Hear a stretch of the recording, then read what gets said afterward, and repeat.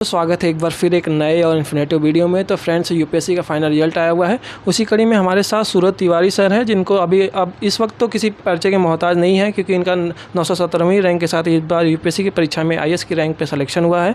और सर ने वो कर दिखाया है जो अक्सर बहुत सारे छात्र छात्राएँ सोचते हैं करना अपने जीवन में। एग्ज़ाम काफ़ी कठिन है, लेकिन इस कठिन एग्ज़ाम को भी, चुनौतीपूर्ण एग्ज़ाम को भी सर ने अब तमाम कठिनाइयों, तमाम दुविधाओं के बावजूद इस बार क्रैक किया है। तो सर से जानेंगे सर का सफ़र कैसा रहा यूपीएससी में और सर की अभी तक की जर्नी कैसी रही।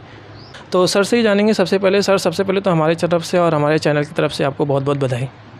बहुत बहुत धन्यवाद आपका और आपके सभी देखने वालों का दिल से बहुत बहुत आभार जी। आप सभी लोग जानते ही हैं कि मेरा नाम, मेरा परिचय आप सभी लोग जान ही चुके हैं कि मैं क्या हूँ। जी। मेरी जो प्रारंभिक शिक्षा है वो मेरे कस्बा खोरावली से हुई है और उसके बाद मैंने अपनी 9 से लेकर 12वीं तक की पढ़ाई है अपने जिले के विद्यालय SPRL पब्लिक एकेडमी से की है। इसमें मैं 12वीं में फेल भी हो गया था। 12th में CBSE बोर्ड से। फिर मैंने दोबारा से अपना यूपी बोर्ड से 12th किया, जिसमें मेरे 72% अंक भी आए। फिर लाइफ में ट्रेजेडीज थी, कुछ कंडीशंस थी, फाइनेंशियली काफ़ी लो थे, फैमिली से फ्यूचर स्कोप था नहीं, सोच भी नहीं पा रहे थे कि कुछ बड़ा कर भी पाएंगे ज़िंदगी में या नहीं। लेकिन वही डेली का कमाना, डेली का खाना और इसी तरीके से कभी कहीं जा रहे, कभी कहीं जा रहे, जो मन में आ रहा है वो काम कर रहे हैं, हर काम को सीख रहे हैं। इस तरीके से धीमे धीमे ज़िंदगी चल रही थी और अचानक से एक दिन रेल एक्सीडेंट हुआ जी। इसमें कि मैंने अपने हाथ पैर खो दिए। जी।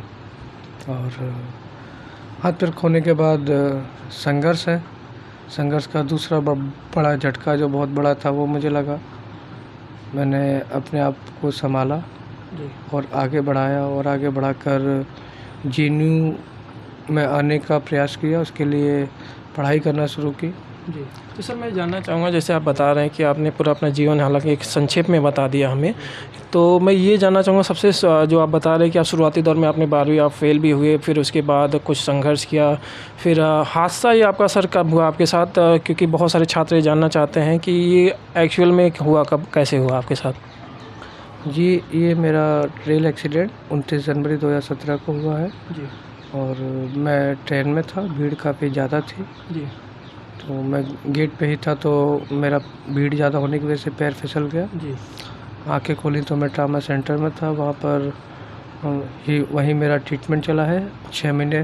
3 महीने मैं वार्ड में रहा हूँ, बाकी के 3 महीने मैं एम्स में ही रहा हूँ। 6 महीने प्रॉपर मेरा ट्रीटमेंट चला है। जी। तो सर मैं ये जानना चाहूँगा, हालांकि मैं पूछना नहीं चाहता लेकिन फिर भी मैं पूछना ये चाहता हूँ कि जैसे आफ्टर आपके एक्सीडेंट से पहले और एक्सीडेंट के बाद लाइफ में क्या क्या चैलेंजेस आपके बढ़े, क्या क्या परेशानी आपको झेलनी पड़ी? देखो, एक्सीडेंट से पहले मेरी लाइफ में चैलेंजेस वो थे जो आज सभी के हैं। जैसे कि अनएम्प्लॉयमेंट था, एजुकेशन नहीं था, है ना, उतना हाई फाई एजुकेशन नहीं था सब। और सबसे बड़ी चीज़ अवेयरनेस नहीं थी, मुझे पता ही नहीं था कि JNU जैसे संस्थान या फिर एम्स जैसे संस्थान हैं भी, और UPSC जैसे संस्थान है जिसमें परीक्षा होती है और विद्यार्थी अपना वो हर सपना पूरा कर सकता है जो उसकी इच्छा होती है। जी। तो चैलेंजेस पहले फाइनेंशियली थे, इकोनॉमिकली थे, अवेयरनेस नहीं था, अनएम्प्लॉयमेंट था, मदर फादर के बेसिस थे, जिम्मेदारियां बहुत सारी ज़्यादा थी। तो वही जिम्मेदारियों को साथ में रखते रखते छोटे छोटे सपनों के साथ हर रोज़ का कभी कुछ बचाना, कभी कुछ बचाना और बचा बचा के एक महल बनाना, यही एक सपना था। जी। लेकिन एक्सीडेंट के बाद में वो मेरा सपनों का जो महल था वो बिल्कुल टूट गया। और फिर मैंने एक डिसाइड किया एक्सीडेंट के बाद कि अब जो इमारत बनानी है वो ऐसी बनाने को कभी टूटे ही ना। जी। तो सर मैं जानना चाहूँगा कि JNU में आपने एडमिशन वगैरह कब लिया, कैसे JNU की तरफ आपने रुख किया? आफ्टर आपकी जो भी दुर्घटना हुई उसके बाद आपने कैसे तैयारी वगैरह की JNU की खास करके, फिर उसके बाद आपने UPSC के बारे में कब सोचा? देखिए, एक्सीडेंट के बाद मेरे जीवन में कोई भी रास्ता नहीं दिख रहा था। जी। और मैंने पढ़ाई भी, जैसा कि आपको पता है, 2014 में 12th के बाद छोड़ ही दी थी, क्योंकि पहले मैं फेल भी हो गया था। जी।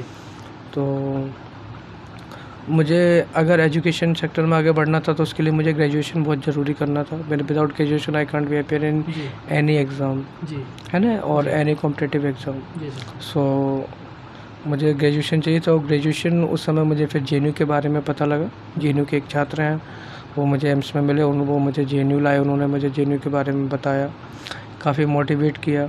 उस समय भी मुझे यूपीएससी का नहीं पता था। मैंने जेएनयू के लिए 1 महीने पढ़ाई की, जेएनयू का परीक्षा दिया, लेकिन मेरा फर्स्ट अटैम्प्ट में नहीं हुआ। देन मैंने दोबारा उसी वर्ष दोबारा से सेकंड अटैम्प्ट दिया, जी और उसमें मैं सफल रहा। मेरा रशियन भाषा में जेएनयू में सिलेक्शन हुआ। जी। तो सर यहाँ पे आने के बाद फिर आपको यूपीएससी की तैयारी आपने कब से प्रॉपर शुरू की? जेएनयू में आपका एडमिशन हो गया, चीज़ें हो गई, आप फिर से अपनी पढ़ाई में आ गए, तो यूपीएससी का आपने ख्याल आपसे कब से शुरू हुआ और कब से ये जर्नी शुरू हुई है यूपीएससी की खास करके? जेएनयू में आने के बाद खास करके जब जेएनयू आए तो लगा कि अब सारे सपने सच हो जाएंगे, जी लेकिन शायद कहीं ना कहीं ये था कि कोई तो सपना है जो अभी तक अधूरा है, अच्छा जो कि मैं चैन से सो नहीं पा रहा हूँ। जी यही काग थी। धीमे धीमे पता लगा कि हाँ, यूपीएससी के बारे में, और यूपीएससी के वैसे भी कैंपस में काफ़ी छात्र हैं जो बहुत दिन रात मेहनत करते हैं, लाइब्रेरी में सुबह 9 बजे से पहले ही लाइन लगाते हैं। जी तो ये एक जेएनयू का कल्चर है कि जेएनयू हमें वो बना देता है जो हम कभी सोच नहीं सकते। जी तो फिर मुझे यूपीएससी के बारे में पता लगा, और मैंने फिर अपना प्रिपरेशन स्टार्ट किया। मैंने यूट्यूब चैनल की मदद ली, मैंने एनसीईआरटी पूरा पढ़ा, मैंने न्यूज़पेपर कंटिन्यूसली फॉलो किया, जी और मैं टीचर्स की गाइडेंस में हमेशा बना रहा। भले ही मैंने कोई कोचिंग नहीं ली अपनी पूरी प्रिपरेशन के दौरान, लेकिन मैं टीचर्स के गाइडेंस में मैं बना रहा। मैं यूपीएससी के जो टीचर्स हैं जो कि पर्टिकुलर सब्जेक्ट की कोचिंग देते हैं, जी मैं उनके गाइडेंस में हमेशा बना रहा।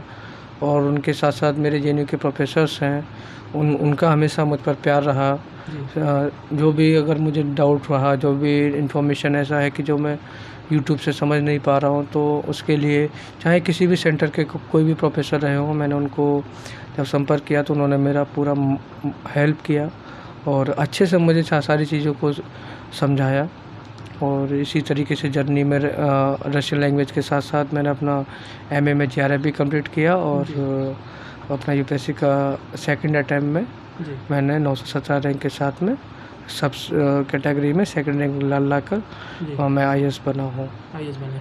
तो ये सर मैं जानना चाहूँगा, जब आप शुरुआती दौर में थे आपकी तैयारी के, शुरुआती दौर में होता है कि भटकाव काफ़ी होता है। हालांकि आप बता रहे हैं कि आपने सेल्फ स्टडी से की ये सारी चीज़ें, और काफ़ी कठिन परीक्षा मानी जाती है ये यूपीएससी की।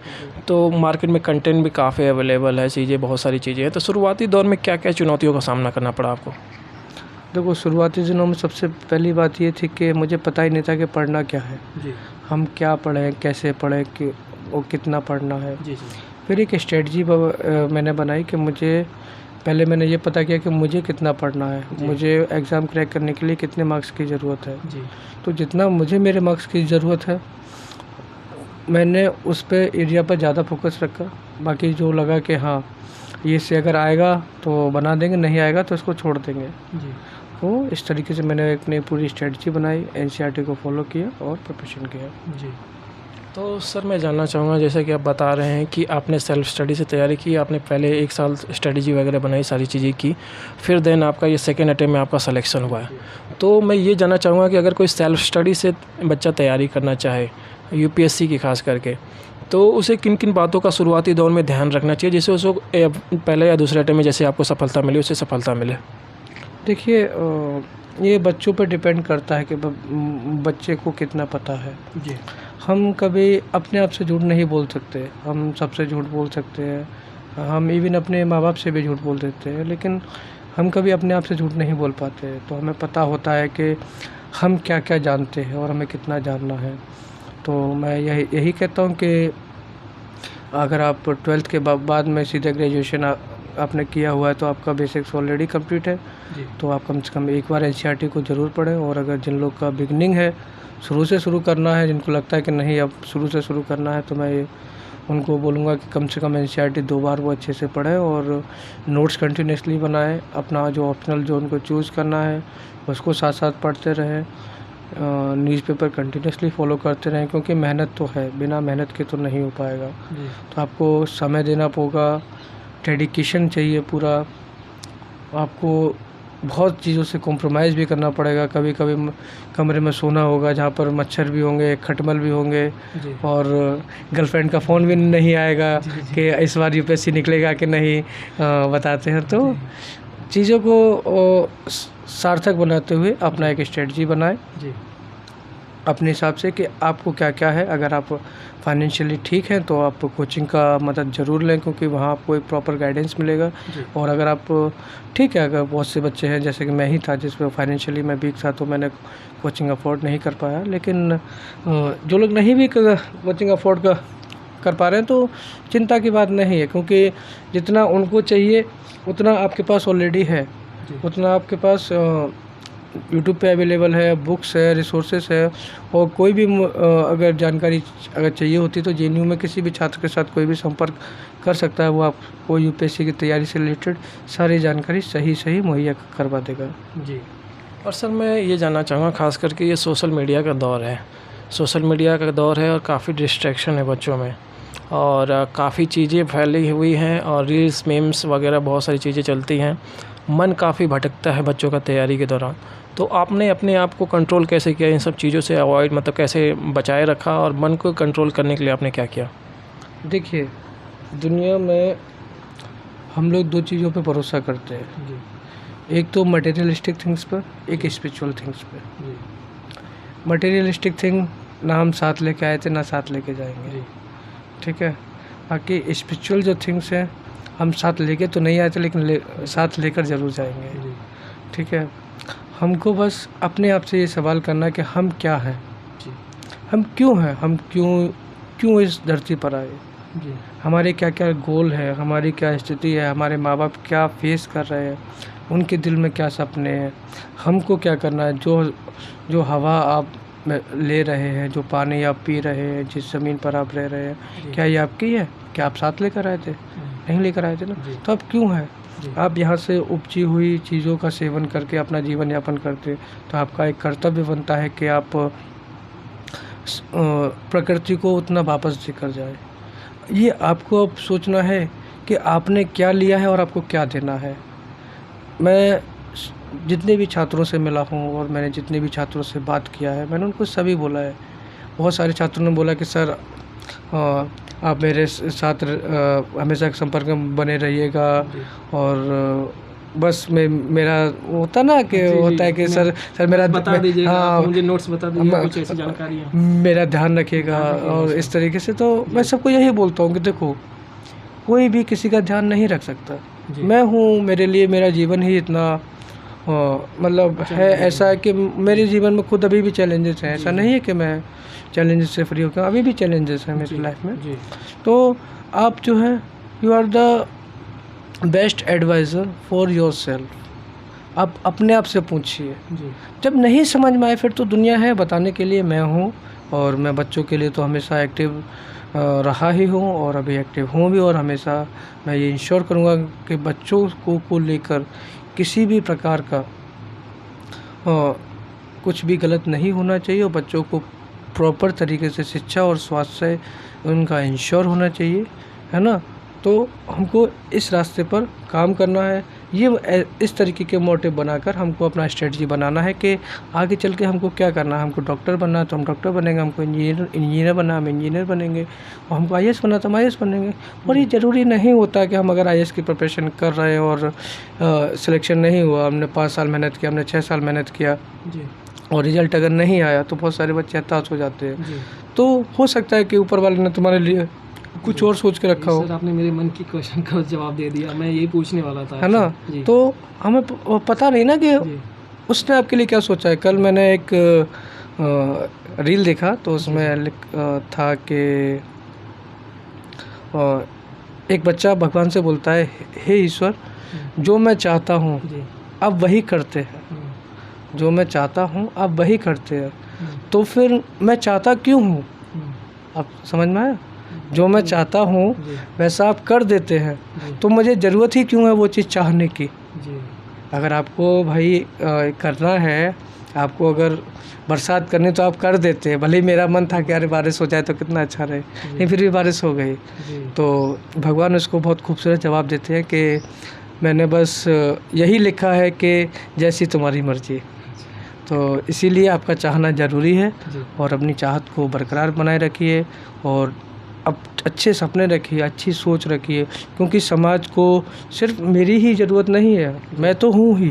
मैं और मेरे से जो भी मेरे से बनेगा, मैं हमेशा अपना जीवन बस मेरे प्यारे देश भारत के लिए हमेशा सेवा में लगा रहूँगा। और मैं अकेला वहाँ तक नहीं जा पाऊँगा, मुझे सबका साथ चाहिए और मुझे पता है कि बच्चे मुझसे बहुत मोटिवेटेड है और मुझे भरोसा है कि वो मेरी बातों को समझेंगे, जानेंगे, अपनी एक स्ट्रेटजी बनाएंगे और एक प्रॉपर अच्छे तरीके से अपनी तैयारी को अंजाम देंगे और एक दिन मैं उनसे ज़रूर मिलने की कोशिश करूँगा। और इसी के साथ आप सभी को बहुत बहुत धन्यवाद और मैं अपने शब्दों को विराम देता हूँ। धन्यवाद।